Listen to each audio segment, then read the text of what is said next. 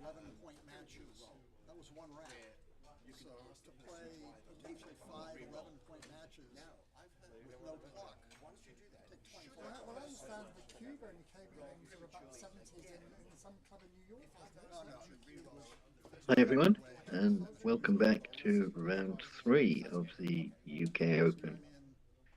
So this match we've got at the bottom of the board is Ian Davidson, who is the defending champion, who won the final against Paul Moulton last year, and he is playing against Kent Goulding, who is the guest of the UK BGF for this tournament. So he's giving a seminar, I think, tomorrow morning, and also he's doing live commentary. He commented on the Oliver Squire Reece Hodges match on Friday afternoon. So this is round 3. So by my reckoning, they should be down to about 48 undefeated players in the main. So I'm hoping that we can have a slightly longer match this time. So the 2 matches that I've done already were 3 games and 4 games. And if you're playing to 9 points, then you might potentially have 17 games, but 3 or 4 is a pretty low number. So anyway, the players are ready to kick off. So opening roll is 3-4 to Kent Goulding, or KG as I'll probably call him. So he's made a normal play of split and down, 21-9. So that's the favoured play by the computer. Ian's rolled a double 6, which is the very best reply. So Kent's rolled a double 2, so he can't anchor, but he's going to make the 9 point and the 4 point. So you can see he's added 2 new points. He's made the 9 and the 4, and he's unstacked both his heavy points. So Ian's double 6 has given him a race lead, but he is now outboarded. So I think he should just play 13-6, despite the fact it's ugly. So I mean, he can hit off the 4 point, but his advantage is the race lead here. So he preserves that by not exposing any blots. Okay, 6-5. So we could run one of the back checkers. We could play down from the midpoint, or maybe clear the 9 point.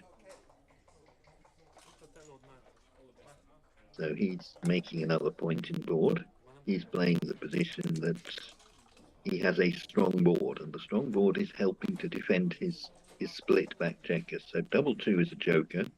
So he points on the 4 point, and he could fill in the 5, but he'll probably hit at the top of the board. I'm not sure about the last 2. I mean, it's certainly not crazy to save the blots, but if you've got 2 on the bar, maybe you can play a bit more aggressively. So Ian now is certainly thinking about doubling. So he's got off the 18 point was the problem. So he's got the race lead, and he's got Kent on the bar. So I think White should give this one up. That there's a danger of being blitzed, and there's 11 in the zone. So KG sees it the same way. But the other advantage that Ian had was that because of his early double 6, he had a big race lead and sending a 3rd checker back. So his default way of winning, if he couldn't blitz, was just to win the race. Okay, so 3-2 to KG, so 2 down from the midpoint. So you can either do that or split with the 3 and play 2 down. 6-3 hits, so that's clear.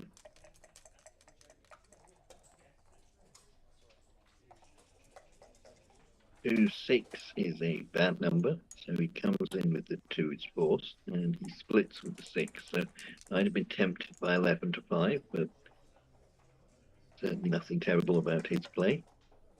So 3-4 doesn't do anything. Maybe just 15-8 here. So that's the way he sees it. So Kent is going to try and make an advanced anchor here, hopefully the 18 point, I guess. Yeah, so he can do that in 2 different ways. So the idea of that is it stops Ian coming home safely. It stops stops Kent from being blitzed, and now he's working on improving his own prime. So 4-1 is good news and bad news. The good news is you can hit your opponent off the 20 point. The bad news is you will have to expose another blot and potentially get sent back. But hitting off the 5 point is the right thing to do. So you gain a lot in the race, and the opponent's still got to find a number to hit you back. So he has done, so he hits. And no particularly useful two, so probably just come up with the same one.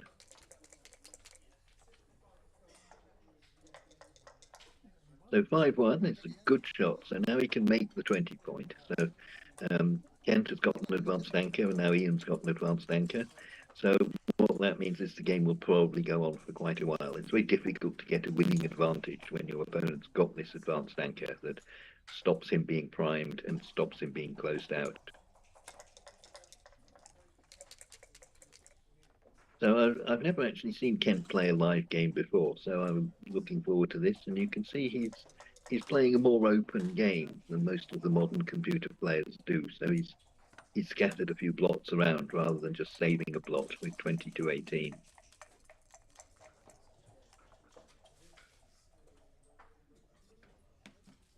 So 4-2.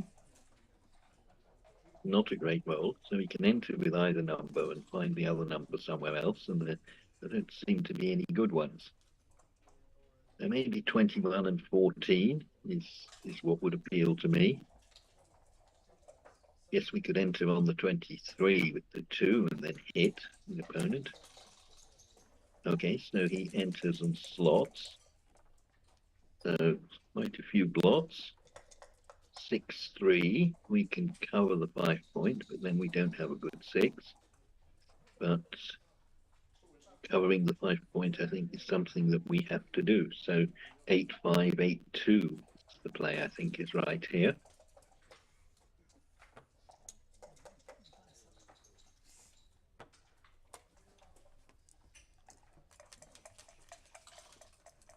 So Kent's got all these blots. I'm sure he's hoping to make a point after all these slotting he's done. So that makes the 4 point and makes another point in the outfield. So 5-2, Ian could unstack his midpoint, which is what he's going for, or he could get the back checker moving. So no particular preference on my part. I rather like his play of unstacking the midpoint. 5-1. So Kent's now kind of paying the price for these 2 stripped back points. So I think he should get rid of one of those, but he sees it rather differently. 4-3 doesn't hit, so we can certainly come up with the 3 and probably cover the 2 points. Yeah.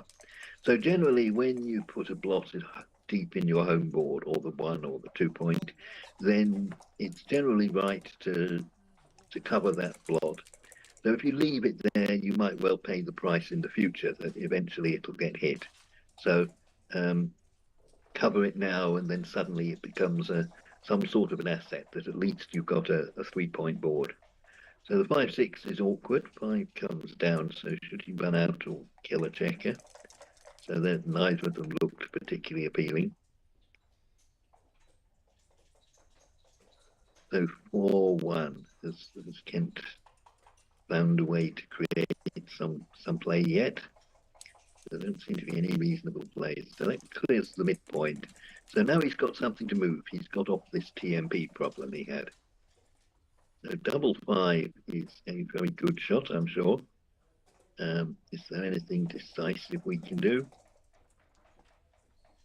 We can certainly move off the 20 point, and how keen we are to do that depends on what the race is like. So I have a suspicion we should play 3 out, 20-15 3 times, and then 13-8.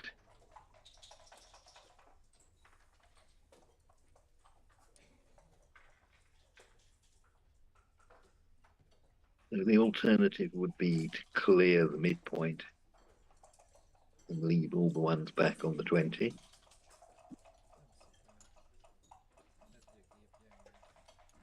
But we're going to get to some mutual holding in the outfield, and generally in these positions, the person who's got the most backward point in the outfield is the one who's losing the game. But they've got more pips tied up in the holding, so the chances are they're the one that's going to leave a shot first.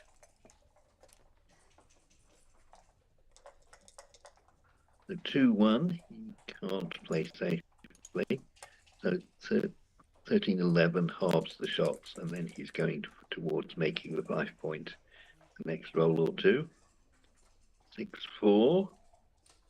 Nothing good we can do, so probably just 15-5.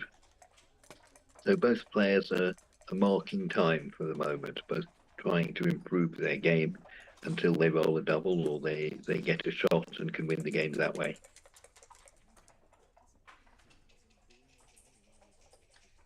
So 5-1.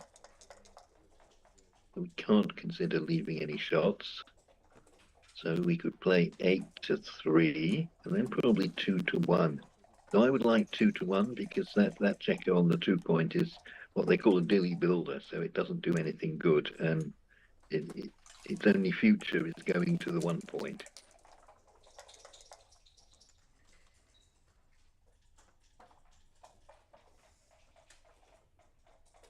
So 4-2, he could clear the 8 point or shuffle his checkers round in the home board.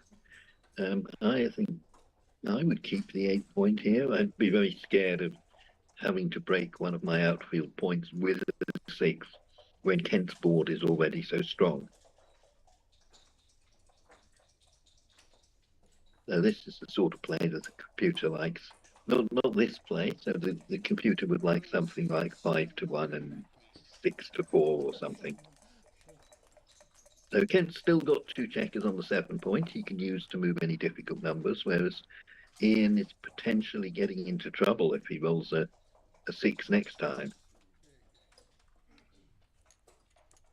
So Kent can play it all in board, so that's what he's looking at. That's the safe play. The problem with this is when he gets a shot, he's going to have 2 blots in board. But better to be the one that gets the shot and decide whether you want to hit it or not. Right, so 6-4, the ones on the midpoint can't move, so you have to play from the 15 to the 5, whether you like it or not. So 6 is hit, and 4-1 is not a 6. So we got to shuffle them somehow in our home board. So 6-2, 4-3, or 6-1 maybe.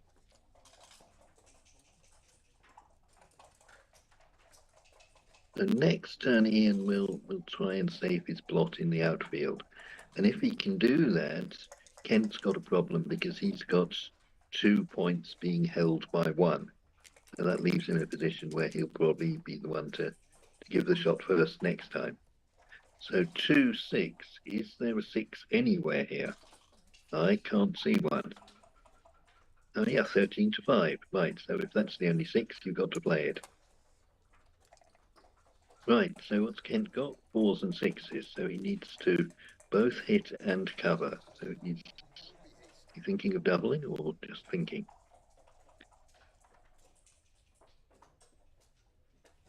So lots of hits here. The problem is, do they win? We got 4 and 6 to hit, and we can cover with 4s or 6s after we've hit, and 2s and 5s. So I wouldn't double this position. I think the danger is when you get your hit, if it's not a perfect hit, you can end up getting gammoned. So I would wait here. It's my verdict for sure. However, it's not my money that I'm losing when it goes wrong.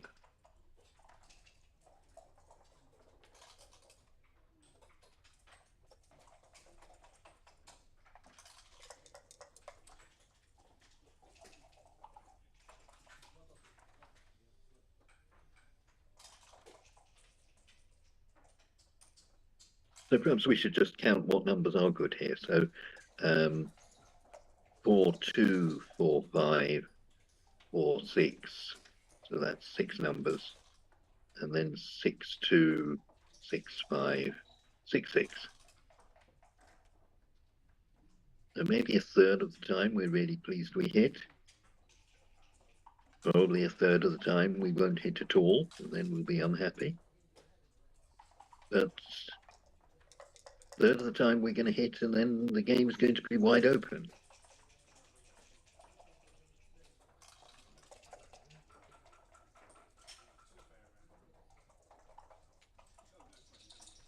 So my verdict is still to wait here. The computer looks at it's much better than us humans at figuring all the different combinations of a 2.5 rolls or something.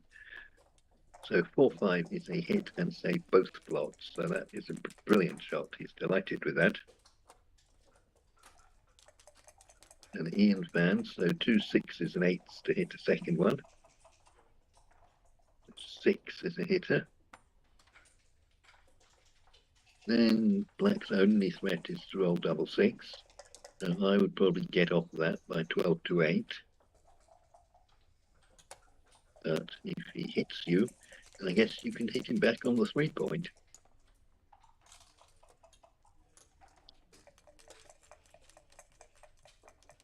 Right, so 4-6 will make the point. Any 2 or any 6, and we can make the outfield point. We can make the 12-point.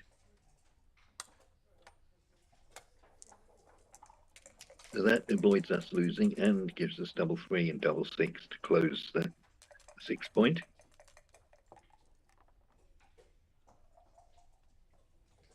Five 3 does nothing. Maybe 8 and 7 is the way to go. Nothing wrong with this play. 7 and 9.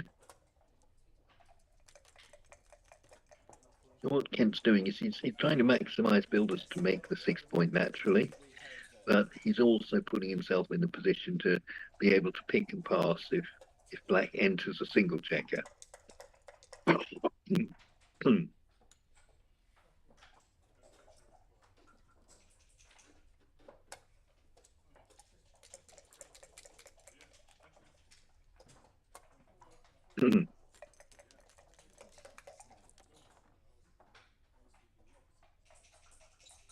So 3-2, again he can't make it. So he'd like to play 2 in for the 7-point, but that leaves a shot on double 5 and double 6.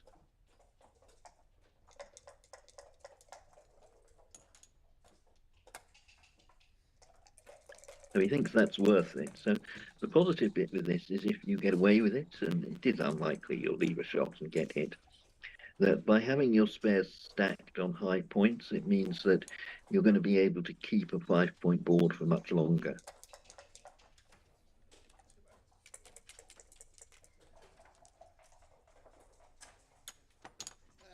So double 6 comes in, runs out, and should just lose a single.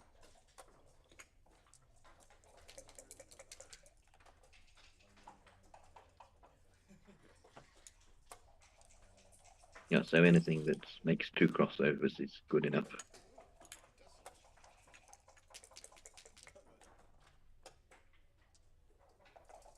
So I listened to a commentary from Monte Carlo where Steve Sachs, I think it was doing the commentary, and he said that when you're bearing in or bearing off, that you shouldn't waste any time on the plays, that the computer might have some preference why one is slightly better than the other, but you're not going to give up very much or gain very much in equity, whichever play you take.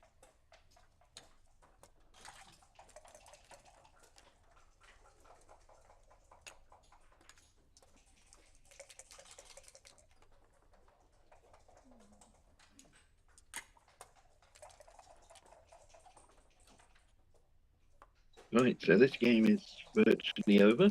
So Kent is going to be leading 2-1. So 7 away, 8 away. So its scores are still effectively level or close to level in a long match.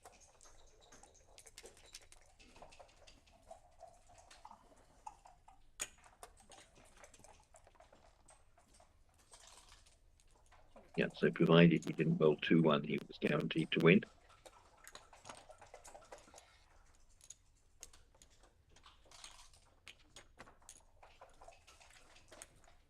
So a 1-point lead in what is effectively an 8-point match, is worth about approximately 6% winning chances. So it took me a long time to work out something which is actually obvious, that the winning chances of both players combined always come to 100. And I'm using Rick Janowski's formula of 85 over t plus 6, so t is the points the trailer needs. So KG splits with a 5-1, double 5 is blitzing, is correct. 1-6 fans. So this is a standard position, and disregarding the score, it's known as a no double take. So the problem is that black's short of attack material. So 2-3, Kent makes an anchor. So now Ian's very pleased he hasn't doubled. Well, I would be pleased I hadn't doubled, but he's thinking about doubling because he's made the 4-point right. Things have improved since he last looked at the position. Okay, 5-1, so he wants to split for sure, that he needs to get his back checkers moving. Double 3 is a very good shot. So he makes one 5-point and decides whether he wants the other 5-point or to unstack. And I think he's right. So it's a surprising choice. Usually you'd be delighted to make both 5 points. But what Kent's seen is that he's not going to get primed from the 2-point anchor. So he doesn't need to upgrade it. So 3-2 is a little awkward. He'd like to make the 10-point, but then he doesn't really have a 2. So again, he's playing much more aggressively, much more actively than I would. I would have just played 10-5 is safe. So he's leaving some 7s and 9s when his opponent's got a stronger board. So Ian correctly hits. And if Kent fans, then I think he'll be facing the cube. And he did fan. So now Ian can hit with 1s, 2s, and 9s. So I make that 24 numbers. So I would double this position. So double 6 is good news and bad news, I think. So yeah, it shifts a lot of freight, as they say. So those two are clear, and then 13-7 once, I think, is clear. And then the last one, I think he's right, he brings it down. So Kent's desperate to come in soon, so he's got in. The good news. Bad news is he can't save his outfield blot. So he can hit on the 4 or just come down 13-9. So I like this play. The good bit with this play is if you don't get hit, you've got 4 builders on black. So now Ian's thinking of doubling. No, I'm not saying it's wrong, but I'd be less keen on doubling now than I was before when I had the double shot at the blot. I'm not afeared. Maybe I should be. Okay, so Kent's figured he's going to take this. He's got an anchor, the 5 points still open. Good reasons to take. So 6-4 with his back checker is still trapped. So he brings this one round to safety. So now Kent's going to look for a pointing number. So 2, 4, 5, 6, double 3, that's good enough. Yeah, so again, he's looking at the 20-point at the bottom, but I don't think you need that now. So you've got 3s and 6s to escape with your back checkers. So have you done enough to redouble?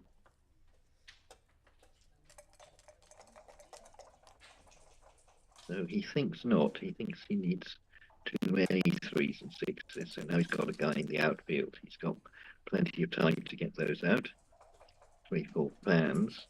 So I guess when blue enters, whether he enters with a 1 or a 2, he's threatening to escape. So I'm not sure in this position whether we should double or not. I mean, what's good is 2-1, double 1, 6-4. Anything else? So I think we're probably still a long way behind in the race because blue's only got 1 back and white's got 2 back. So being unsure, I would probably give it a roll, to be frank. Definitely a position that's worth thinking about. So he decides to give it a roll, and it's not a particularly good roll. So he can't free the back checkers. So,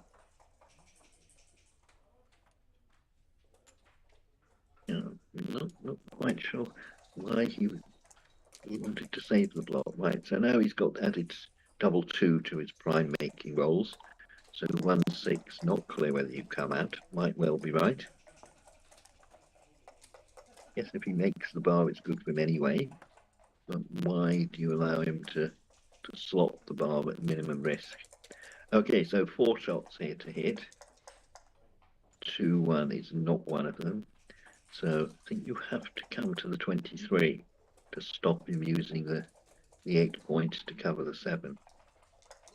Again, it's giving it another think again. So what's he got? 3, 4, 5, and 6 to point on the opponent. So that's going to be probably 16 numbers, maybe a bit less because some of them aren't going to work. 4, 4, 5 aren't great numbers for sure.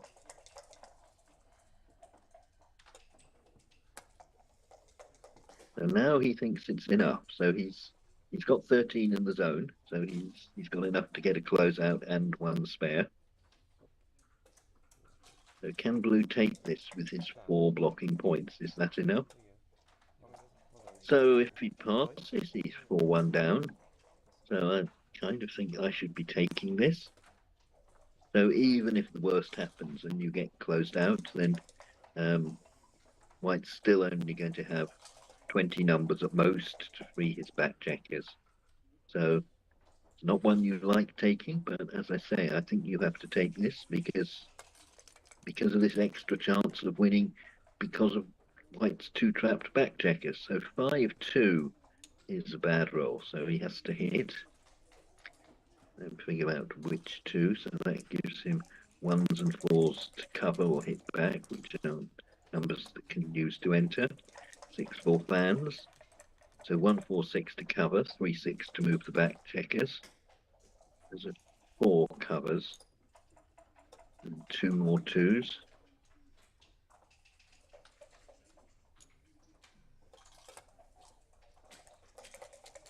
Yes, I don't see the merit of that one, but nothing wrong with it for sure.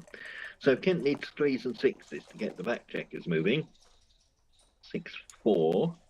So that qualifies. 6 and 4. So another build for the 1 point. 2, 6. I saw the 6, thought there was a 1 coming. Right, so 3 and 6 to move the back checker. 1, 2, 5 for the closeout. 3, 4 gets the last checker out. So now Ian is regretting taking, but 1, 6, he feels a lot happier about it now. Right, so 9 or 10. 5 is not it.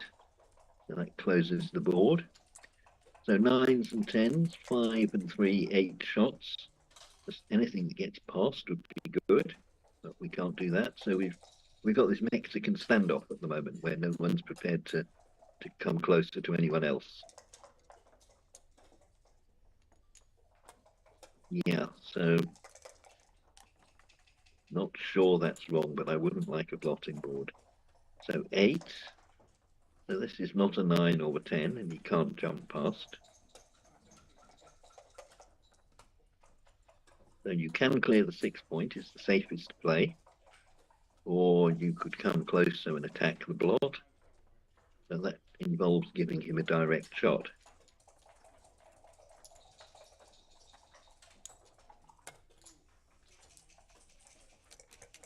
Right, so 1s and 10s, but the 1s, we need 1 something to work well. So double 6 is brilliant. That should conclude the game.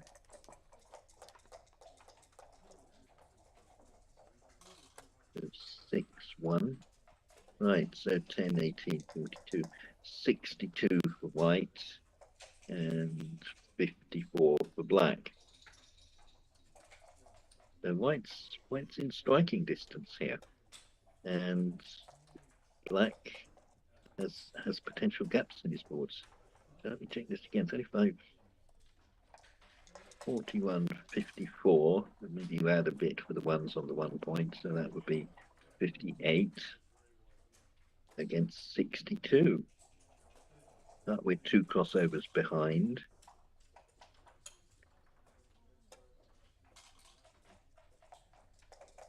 So blue has a potential gap on the 5 points. So one is theoretically what the computer will say is, should you be taking this?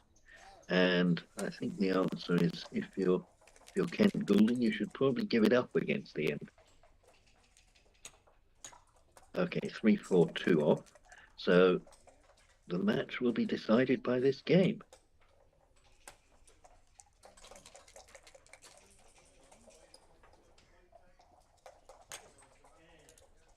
4-2, 4 off, 2 down is right. 6-5 is definitely a good number. So Kent has 14 and Ian has 12. And double 6 should seal the deal.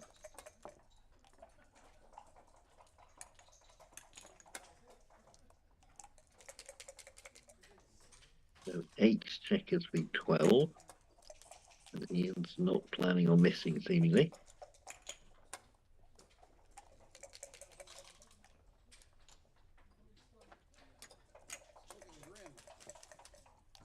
And I think it's now on effort. He's still counting on Ian rolling a 2-1. It's the only thing I think that gets him an extra roll. 6-4 is it. Right, so for some reason the matches I'm commentating on all seem to go very quickly. So this was a 3-game match.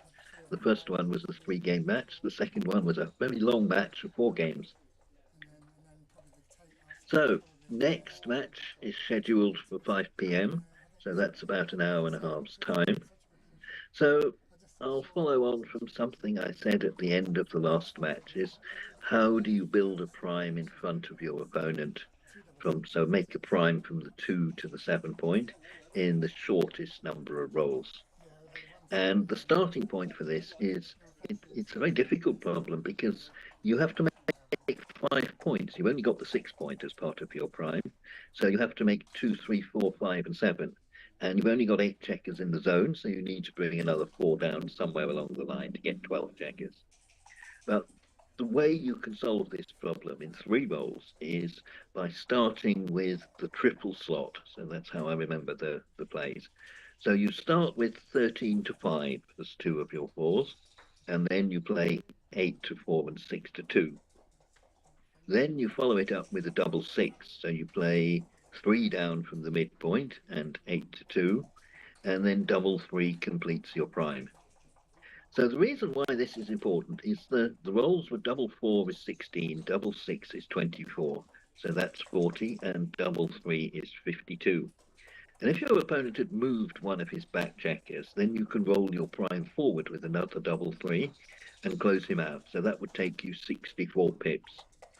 So the reason why I think this is an important idea is that from the starting position, you need 64 pips to close your opponent out. So most people just use checkers in the zone and say, well, okay, I'll just count the checkers in the zone.